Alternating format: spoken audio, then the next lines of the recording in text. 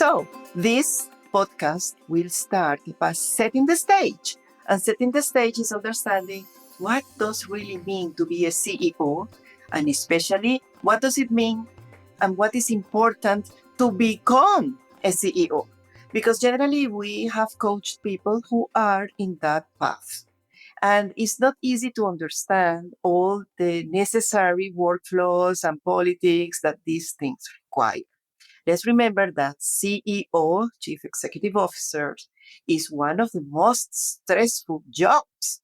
For anyone who has been in that position, you can really tell that there is a lot of power, status, and wealth that comes with the name tag, right? CEO means all of that. But at the end of the day, having to take decisions under a lot of stress, under immense pressure, and being the voice of their own companies.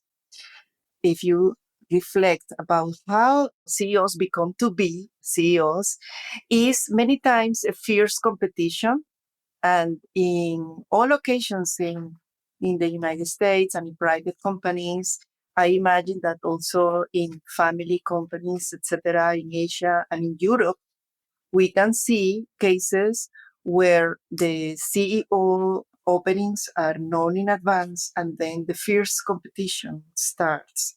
And this very first episode of becoming CEO, we want to highlight how is that process, what is needed for people already who are vice presidents, executive vice presidents, or deputy CEOs. How can they advance that ambition to become CEO? What happens in that process? Many times we can see that that is a process that happens closed doors. And Liz and I have had the privilege to be in many times in those meetings where these discussions take place. And these are not easy conversations. These are considerations where if we talk one-to-one, we have a meeting one-to-one with the candidates to become CEOs, we need to deep dive into what are their aspirations, what are their strengths, so that they can build upon those, right? Or understand what is needed. But there is much more than that. Liz, do you want to enlighten us? What is your vision about how to become CEO? What happens with those successors? What happens? Yes, I think, your points about us being in these very privileged rooms is correct. And that's part of the reason that we wanted to start this podcast, because it is a really unique perspective, a privilege really to be in those rooms and to hear it. But there's a lot of very interesting political things that happen in that. But in general terms, what I would say is that usually in a large multinational company, the chairman has responsibility for identifying and developing the talent at the next level as potential CEOs. And usually they will start that process well in advance. I would say sometimes 6 months, sometimes 2 years, and anything else in between in terms of actually choosing potential people who could do the job, giving them an opportunity to accelerate their development by working with somebody like you or me, and then making a choice at a certain point of who's going to be the best candidate, and then actually sort of making the announcements internally, externally, to the regulators, etc. So that's kind of officially what the process might look like. But then there's a kind of unofficial process, kind of informal set of things that happens, which is basically when you start that process of development, I get introduced or you get introduced to a CEO successor, potential successor. You're looking at what are the strengths of this person from which you can build, but also where are the gaps to that bigger role, to the CEO role. And you're trying to bridge the gaps with the individual through development, through coaching as quickly as possible, sometimes working on strategic priorities. And essentially what tends to happen when you kind of look at this from the perspective of the incumbent CEO is the incumbent will look down to people who are in that line of succession and say, oh, he's not good enough. Oh, she's not good enough. And in the beginning of the process, they feel very at ease with their position. And essentially, they don't feel uncomfortable. But as you do your job well and I do my job well, the person we're working with starts to look better and better. They start to look like they could actually do the job. And at that point, the politics become very intense because the CEO who's in the seat at the moment is thinking, hey, wait a minute, do I really want to go? What am I going to do after this? Is it going to be giving me as much money? Am I going to have the same status? Am I going to get invited to all the big parties and to Davos and all the kind of, places that I get invited to now? So the sort of status, wealth, and power of that current role, which is usually a huge role, and they probably won't have a job like this afterwards. They'll have maybe something else, but they start to think, uh-oh, I don't want to lose this. And then they start to kind of stir up the politics. And so that's kind of what I've seen happening. And that transition is then not just a journey about what you and I are doing in terms of developing skills and a knowledge base and that kind of thing. It's actually navigating a very tricky set of politics. In my view, the most tricky set of politics that you can as they bridge into that role. Yeah. One of the most difficult things is also dependent on the culture.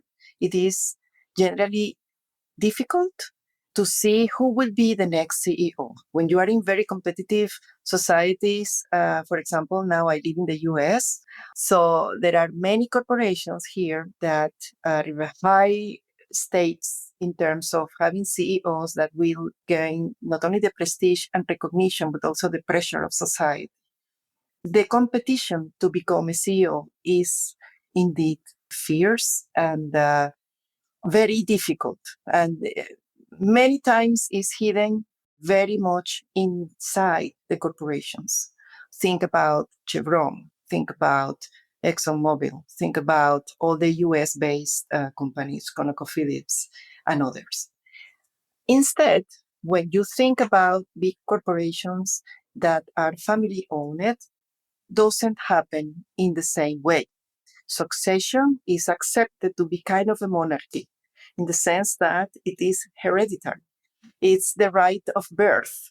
It's the royal crown that gets to be passed on to the next generation. And I have seen, for example, in Venezuela, the big corporations that were founded in the 19th century are now led by very successful young mid-age professionals that were trained in the UK, the US, and that have modernized, expanded, and enhanced the companies that they inherited from their fathers. So what was a Venezuelan bounded company is now Latin American and have also, structures and infrastructures in the United States, which is something to be proud of. But also raise the question, is then becoming a CEO dependent on a transparent process in big corporations? I would challenge that notion because even if, as it happens in the Middle East, by law, you have to follow certain interviews and reviews of CVs and even testing periods of assignments to do special projects, etc., and test the value and the fiber of the candidates to become CEOs. I believe that still there is some view about the successors that you can tell who are those who already have gained the favor of the decision makers.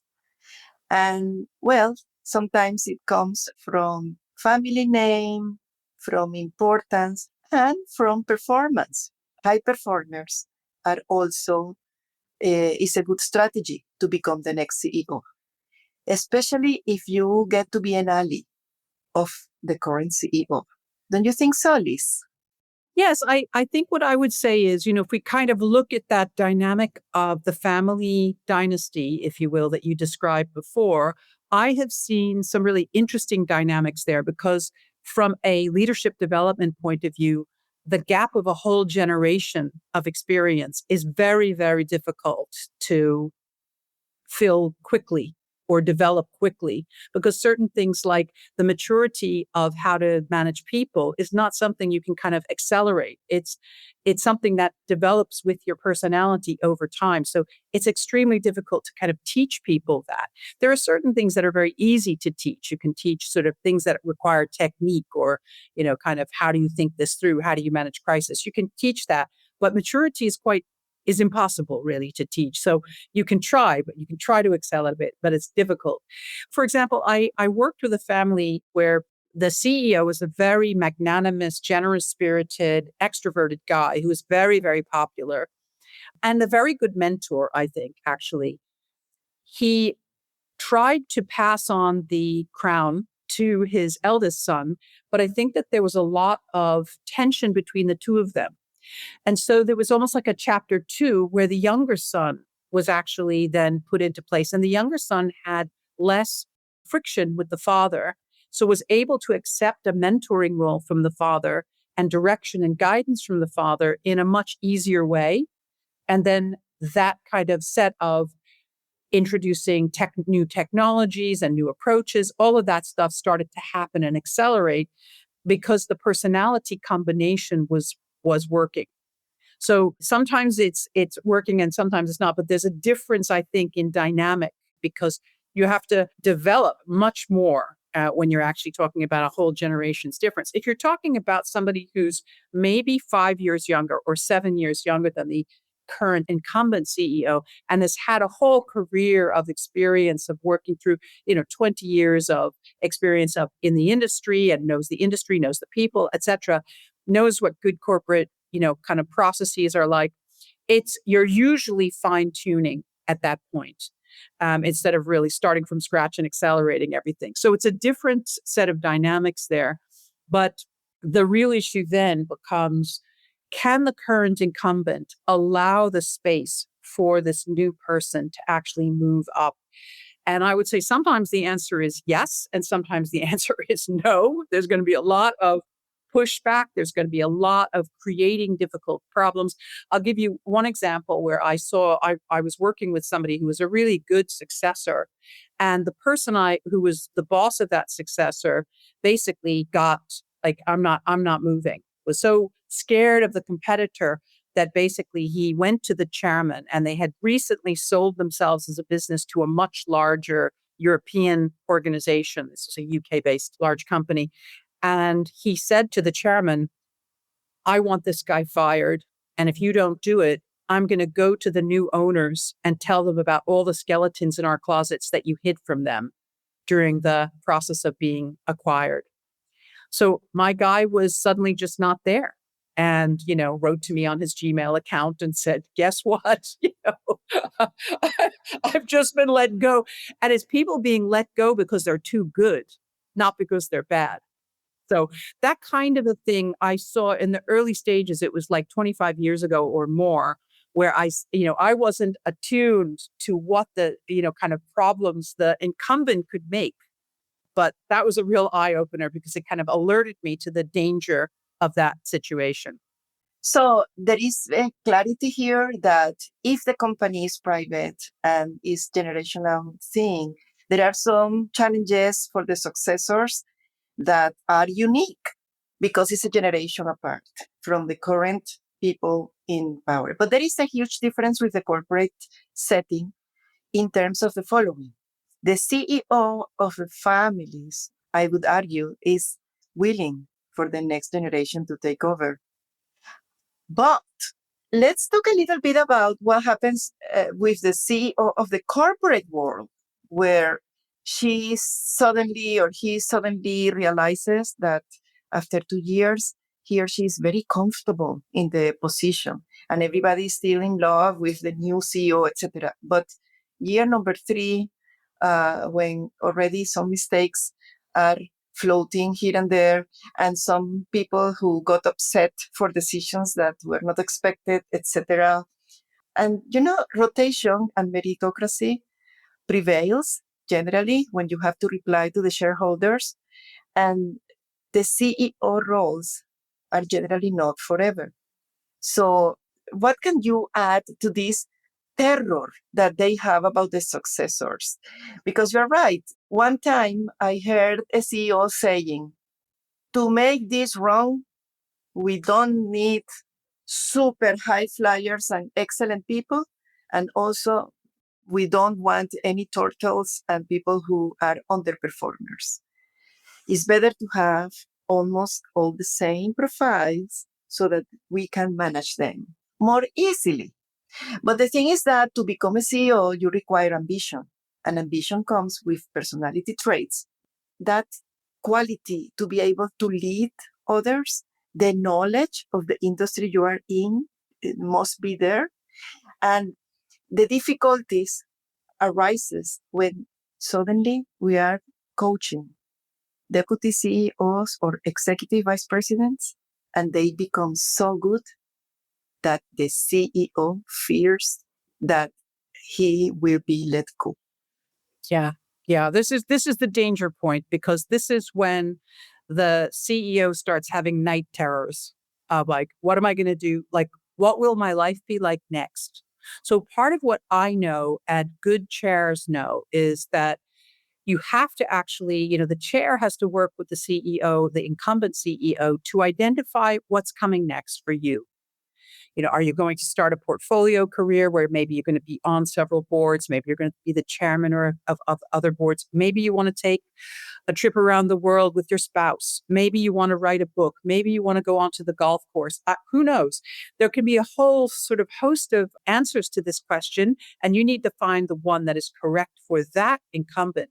But it is part of the job of the chair to actually start to explore that, to try to possibly introduce the individual into circles where those opportunities are going to rise for the individual as well. Because if you do not do that, and a lot of chairs do not understand that this is part of their job, or they're not attuned to or sensitive to the signals of what's going on, you're going to have a problem. You're going to have an eruption, because that CEO is going to conspire against the person who's trying to move up.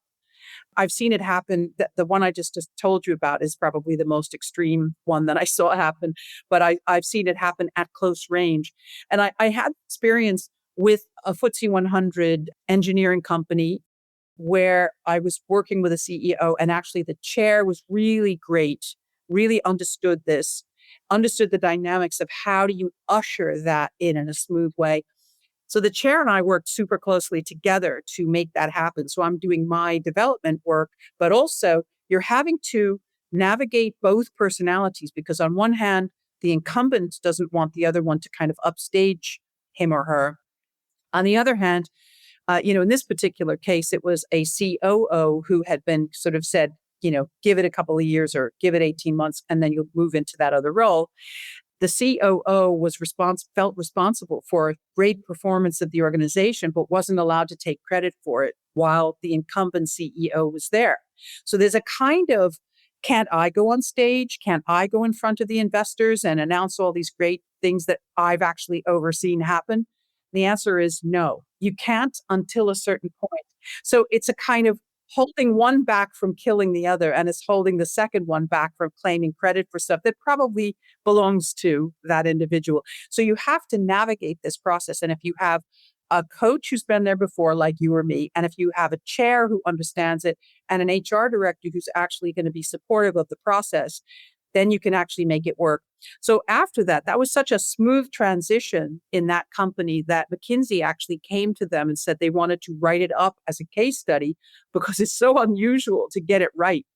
And this transition from a kind of external perspective, a shareholder perspective, investors, regulators, everybody was like, this has been so smooth. It was seamless, really. We couldn't really see any differences between the two, even though there are obviously differences. It was smooth from the outside.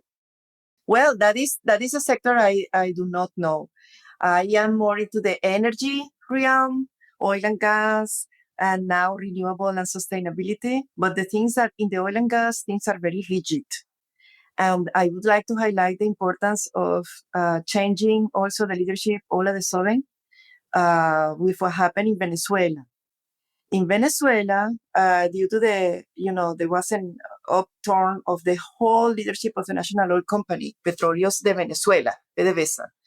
PDVSA was at the time and had reached the third place, just below ExxonMobil and Shell, among all the oil companies in the world.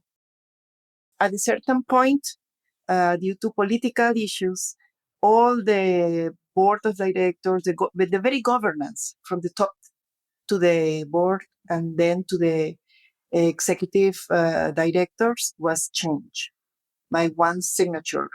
And that resulted in a collapse of the company. And that is something that was a fall, a very dramatic fall that affected the country, because the company, as the country was monoproducer of oil and gas, didn't have the economic structure or complexity to be able to pull out strengths and resources from other sectors in the economy. So, affecting the oil and gas industry, the country affected its own budgetary income, and doing that affected the well-being of millions of people.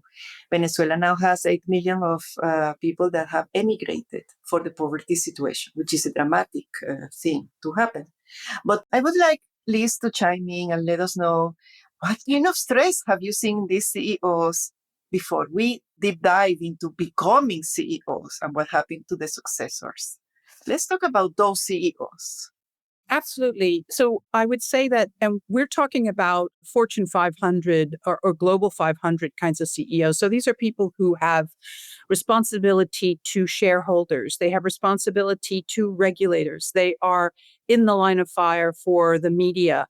Investors are always watching their every move. So these people are in the spotlight. And if something goes wrong in the organization, and if you think about kind of major headlines that you see, like, let's say, an aerospace company that is where a plane falls out of the sky, and then the same kind of plane 3 months later falls out of the sky someplace else, that CEO is in the line of fire. That CEO is having press around the world, people who want to interview the individual, who are making comments about the person. The investors want to understand, what does this do to the share price? The people below are upset as well, and basically are being given direction about making change happen. The CEO is probably saying, hey, fix this. And so there's pressure in the whole system. And those are the people who basically have to keep centered, keep calm, and choose a path out of the crisis, get the help that they need from professionals to get out of that crisis, whether that's consultants who are going to help them fix the actual problems, or media people who are going to actually help with expertise to help them kind of navigate the communications and the messaging on the outside. So there's lots and lots of pressure that people get pushed under in these situations. And you have to really kind of build up the strength and the capability to be able to sit in that seat and do it well. Yes, when I started coaching executives, one of the skills that was in demand, I would say, is that kind of resilience. Being able to face external pressure, of course, investors, stakeholders, the press. I mean, so many factors that affect the CEOs. There is also internal pressure in the company. Let's say the vice presidents that report to them, or the other deputy CEOs. I mean, there is a lot of politics inside the company. Sometimes I think that, yes, they deal with the external pressure, but the internal pressure is also very high. What do you think is higher, the internal or the external pressure?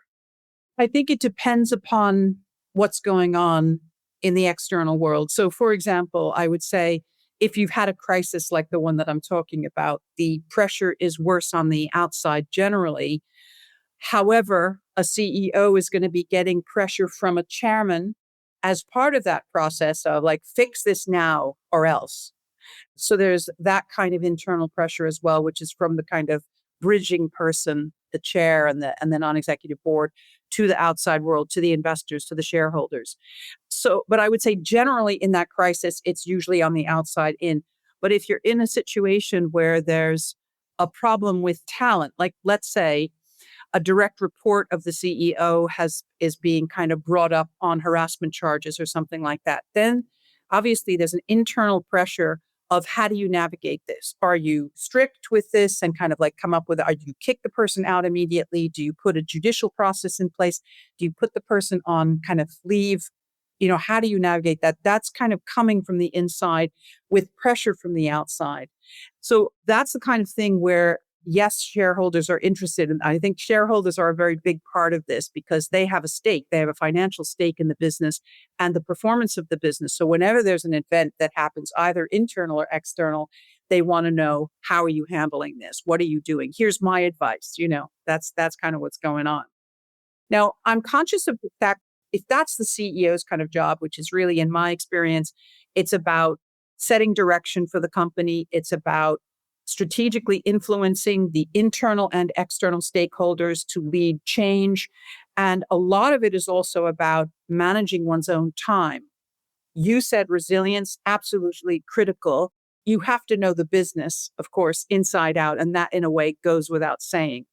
And you have to be somebody who's a natural leader who people follow, right? So all of these kinds of things are things that the population below need to learn how to do really well before they can step into that role.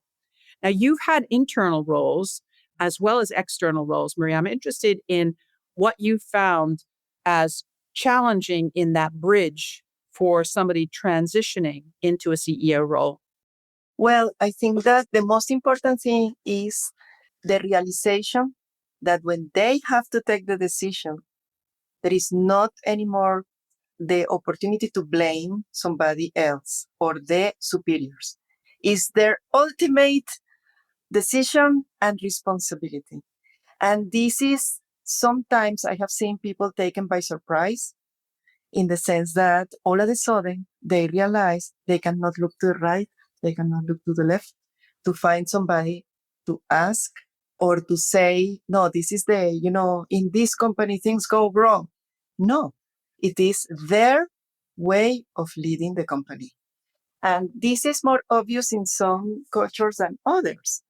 For example, in Venezuela, immediately the leaders are blamed, and that is automatically. That is something that is so ingrained in the fabric of let's say, the way of thinking of the country, that you can see that now the leadership has done awful things to a population that went from having a decent salaries and economic well-being to now the situation where we universally know that it has worsened a lot.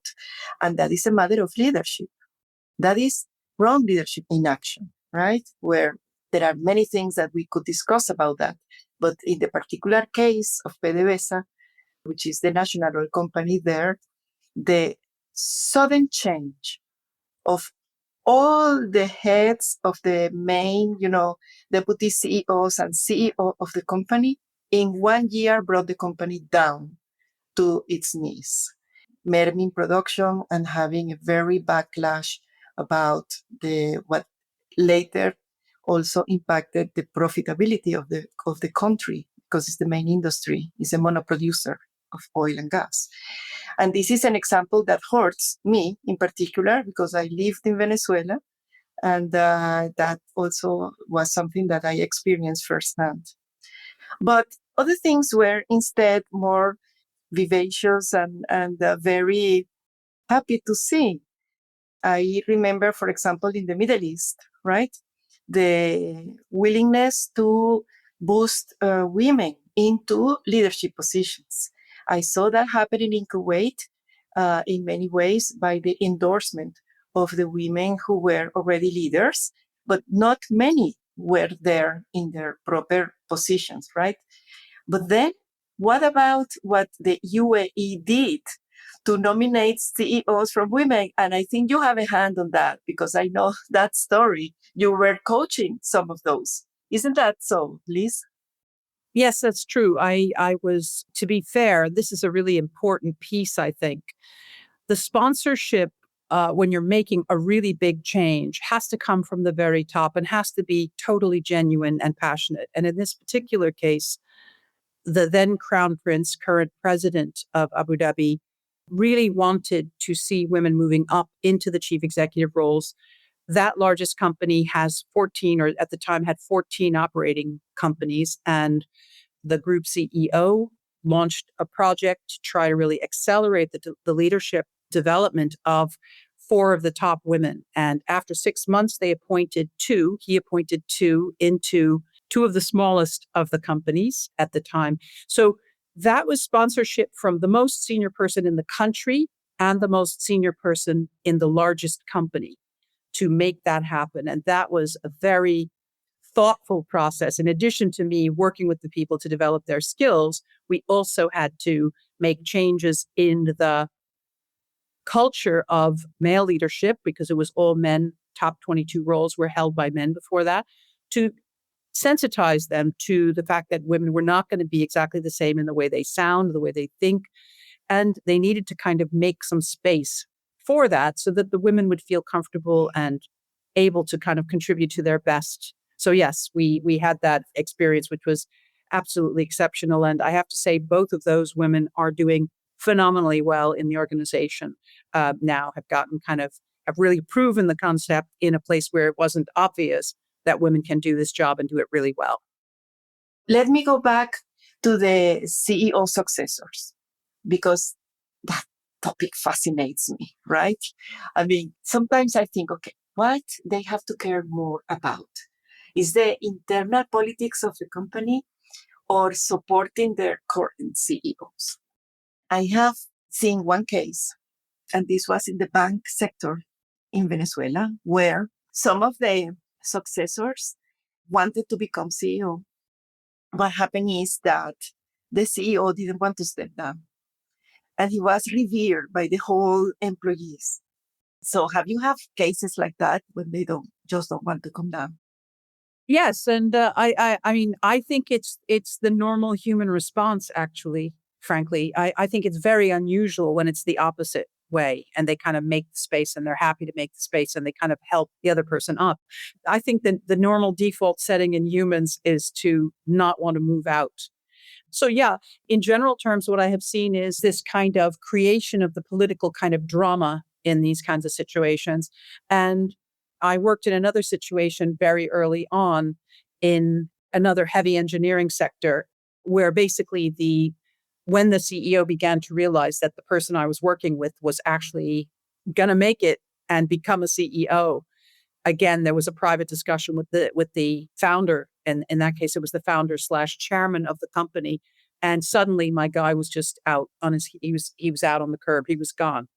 And again, it happens quickly, but sometimes it's a slower thing. Like I'm working in a situation right now in the energy sector where the chief executive decides upon a person that he wants to kind of almost support, who's perhaps not as good as the person I'm working with, but where it feels safer. So the chairman is requiring him to open up his networks and bring people in to be on stage with him in front of investors or work in other situations where there's profile and where the individual will give profile to the person who's less good. But in the end of the day, the CEO is not actually making the decision about his or her successor. It's the chair. And sometimes it can be confusing because as the person who's the potential successor, you're looking over and this peer who you know is not as good is getting all the opportunities to build a profile, and you're being kind of left out in the cold. So then the chair has to step in and kind of say, hey, I want this person to come, with you, chief executive, to X kind of meeting and be on stage with you in Y kind of a meeting and so on. So that there's almost a kind of, again, a very active role for the chair in making that stuff happen. I think it's the most politically charged and dangerous situation for an organization because, as you say, it can, like in the case of the Venezuelan oil company, it can affect millions of people. It affects the share price, whether or not you do this well in large corporates, as well as, of course, the individuals involved and the teams of those people. It actually is going to have a massive impact on whether or not the share prices stays steady or goes up or goes down. So it's in my view, the single most important thing that's happening with a very small number of people in a company. to actually affect those things. I don't know if you agree, but when I have coached these executives, I tend to explain the situation and the fear of the CEO that even if it is not declared, we know it is there, that they are going to be replaced, and that the natural candidate is one of 5 or 6 people only, and it's usually the case.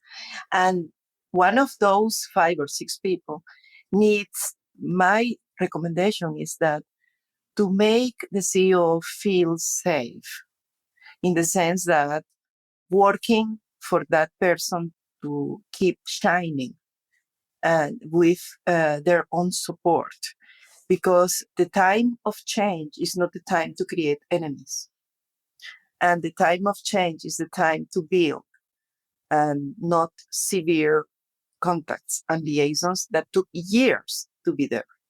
And if you think about that, many of the very large corporations have a history of long tenure employees that do all or most of the years in the company, and they are known by all.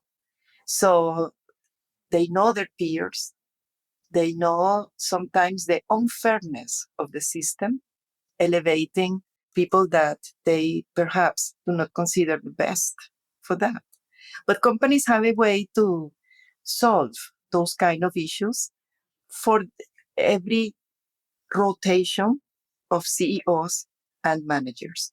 So that is a long way to just say that besides coaching about supporting the CEOs, what other kind of skills or strategies do you think are important for the successors or the wannabe CEOs to consider? Yeah, an example comes to my mind of a situation that kind of relates to this. Often it's the case that the people who are in the line of succession for a big CEO job are a finance director, a COO, or a major business leader, somebody who's heading up one of the kind of verticals that's a very big vertical and a complicated vertical, and often one that has kind of global or big regional capability. So it's usually one of those. It's not always, but usually it's one of those. So when you have more than one of those people in the race, so to speak, what is going to happen at a certain point is one of them is going to be winning the race. And you can see that at a certain point. So I'm kind of thinking of a situation where I was working with COO and had about 18 months to prep, but the decision was going to be taken within a 6-month period. Somebody else was working with the CFO at the same period of time, who was older and more experienced and felt quite complacent that he was actually able to do the job. So I think he didn't probably work as hard as my guy did. But anyway, at 6 months, my guy was told, you're going to get the job. At which point, the guy who was losing that race said, I'm out of here. And so he left. At least he announced that he was leaving. So there was going to be a period of gardening leave, etc. And he went into the marketplace and he tried to find another job, which was going to actually pay him as much money and give him as much exposure and profile as this one. And he couldn't find one. And then he came back. So my guy, before he was even in the job, had to deal with the loss of a major player. And then the kind of somebody kind of saying, somebody saying, I can't work for him, and then coming back and saying, well, maybe I can work for him. and, and trying to navigate that shift in the power dynamics becomes a really important piece of it. So to go back, Mac, to what you were saying before about it's a time to build relationships. My individual had a good relationship with that person throughout, but it was just a matter of ego and pride that the individual said, I can't work for him. He's younger than me. He doesn't know as much as I do. He doesn't have as much experience. So it's kind of like being steady and stable and friendly and supportive through the ups and the downs. And then kind of when the person came back, kind of where the relationship went from that to that. Liz is using her hands to say that they were close and that they were very much apart. Yeah, and they were peers and one becomes the boss. And that navigating that is challenging for both the person who's moving up and the person who's becoming the direct report now of a person that used to be their peer. It's a tricky moment, and you can lose people during that period. Sometimes people that you don't want to lose. Sometimes you lose people that you do want to lose, in which case, hooray, then you can kind of find a person that you work with better. But actually, when you have somebody as major as a CFO of a FTSE 10 company, you don't really want to lose that person because it's it's a destabilizing event for the marketplace. And you don't want to mess with the marketplace. You don't want the shares to start to go down as a result of that. But you know that one of the things that hurts a lot is that when you coach somebody, generally they ask you to coach them for success in the sense that what do they need to gain that CEO or that vice presidency they are so much keen about, right? And here and in Europe, we are experiencing a wave of mergers where two or three companies are joining. And for example, Marathon was acquired by other enterprises. Also, Statoil has signed for an asset of another company. And in the energy sector, that is very common, but it's also happening in the IT and other major industrial sectors. Why I am bringing this to the conversation? Because this is then the matter of selecting who from two organizations which are almost equal or parallel, and there are two individuals who have the same designation, okay?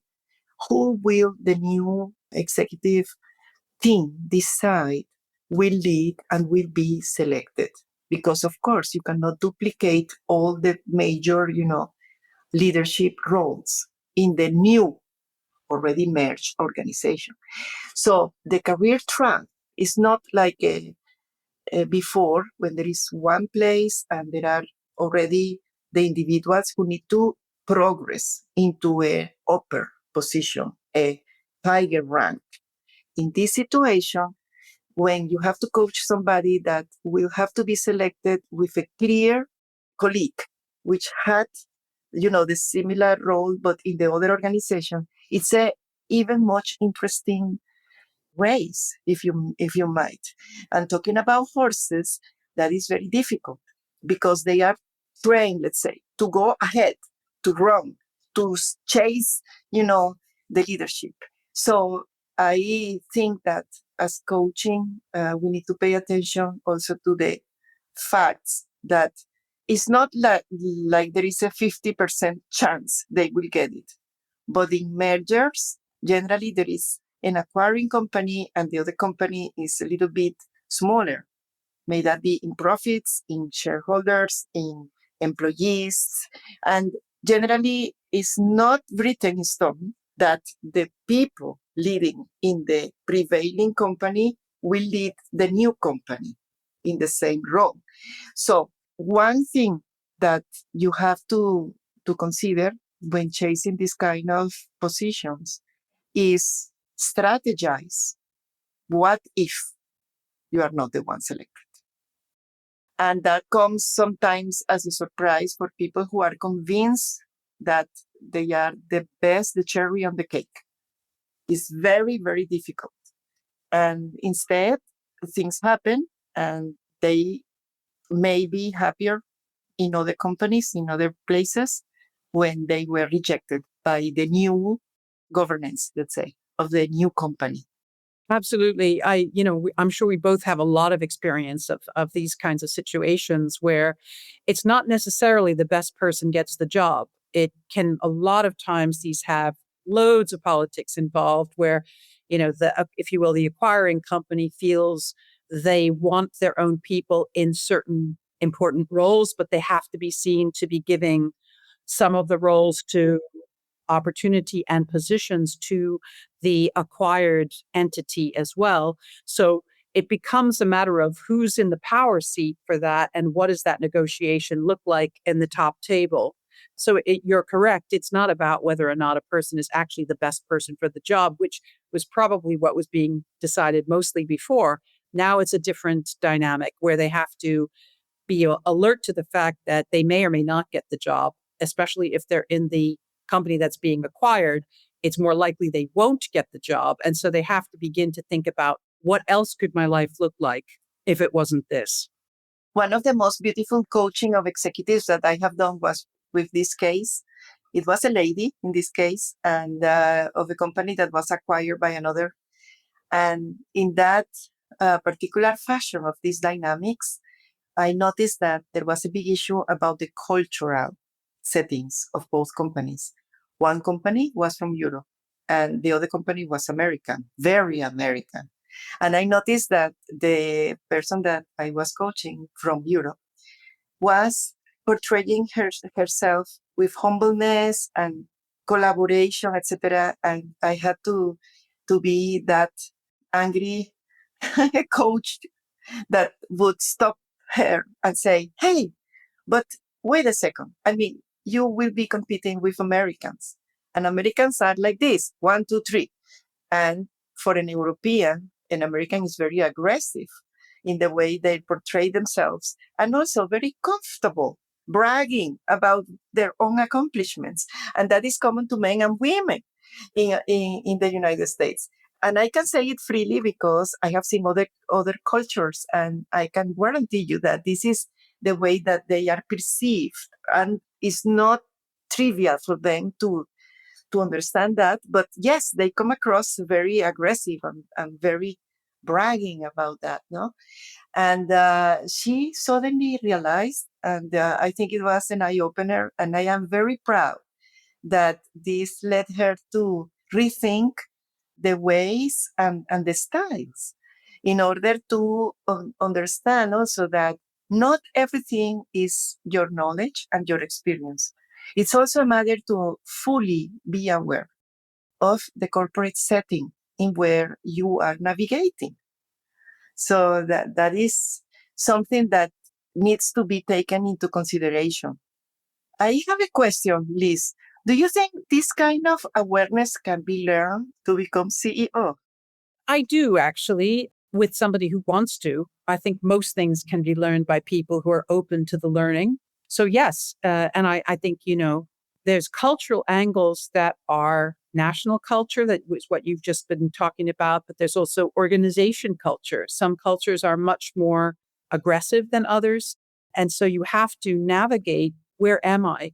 Even male and female cultures differ. And I know that's probably a political statement in and of itself these days, but it's true.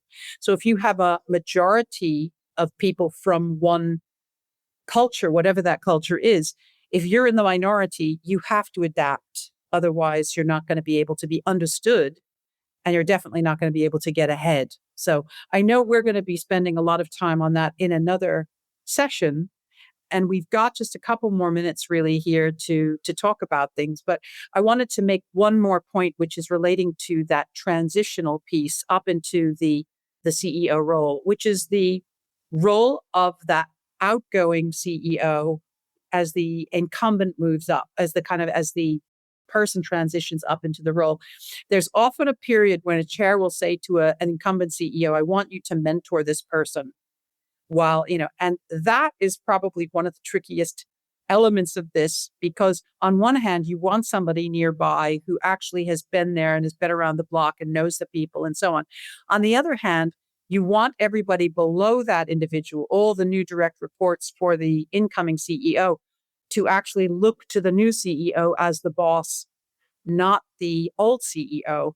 And so how do you do that? How do you manage that? And again, in the case of like this previous CEO, who was also a founder, removed himself and would come into the office of his son and advise as if he were a consultant sitting on that side of the desk, the kind of not like, this is not my office.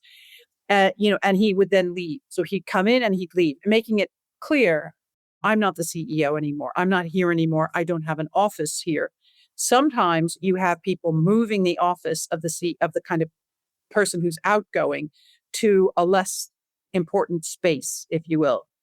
And again, that's tricky in and of itself. So how you navigate that piece of it is also a part of whether or not this is seen to be smooth or not. So I just wanted to make that point. The cultural stuff, I think we should flag because we're going to talk about that a lot more in a subsequent episode of this because it's a massive topic and really crucially important to get it right. Oh, yes, I'm looking forward to that. In this episode, we cover the items of Uneasy is the head who wears the crown. We started with Shakespeare. I wanted to end with Shakespeare because I think it's very interesting that we reflect on that. That is coming from Henry IV, part two, his play, right? And the thing is that in the next episode, we will deep dive into how important are the cultural settings. May those be regional, national, or corporate for those successors who want to go to the helm of the corporation. This is the Becoming CEO podcast with Dr. Liz Coffey and Mac, Angela Capello. Many thanks for listening. See you next time.